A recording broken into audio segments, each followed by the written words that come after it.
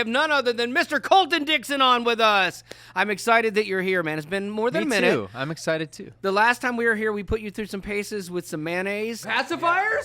You can take those home to your kids. They'll love them. I'm sure they will. That was a rough day. Yeah, but it's going to not be as tough on you today. That's good. I wanted to kind of just jump in here. Like, I love your new song, Build a Boat.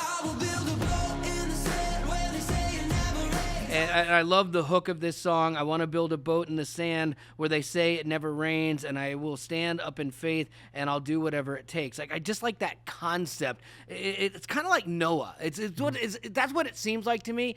That story. Is that kind of what that analogy is, or no? Am I totally crazy? Absolutely. Okay. I don't know many more build-a-boat stories in the Bible, so it's pretty good. That's what I thought too. I'm Yes. just kidding.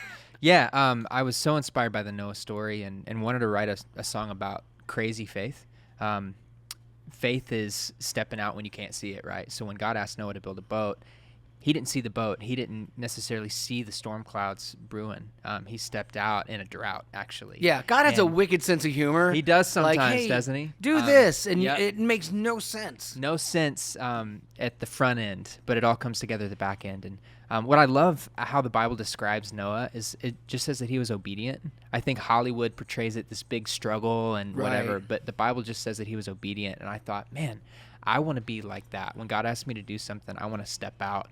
And regardless of what the circumstances or situation looks like, because I think there's always a reward waiting on the other side of crazy faith. Like when God asks you to step out and do something big, I think he's trying to get something big to you. So I always just want to trust right off the bat. My knee-jerk reaction to be, okay, let's do it. It's hard, though. It can be hard. You're absolutely right. Because a lot of other things around you tell you that this is lunacy, and why would you do this? So, okay, with that being said, what was your crazy faith Noah moment in your own life or your own career where you're like, okay, I got to step out and do this? Sure. There have been several. In my career, it was definitely the moment where I lost my record deal, and it was very out of the blue and didn't see it coming and didn't know if music was in the future. And my wife actually said something. She said, what if God's not setting you back, but he's setting you up for what's next?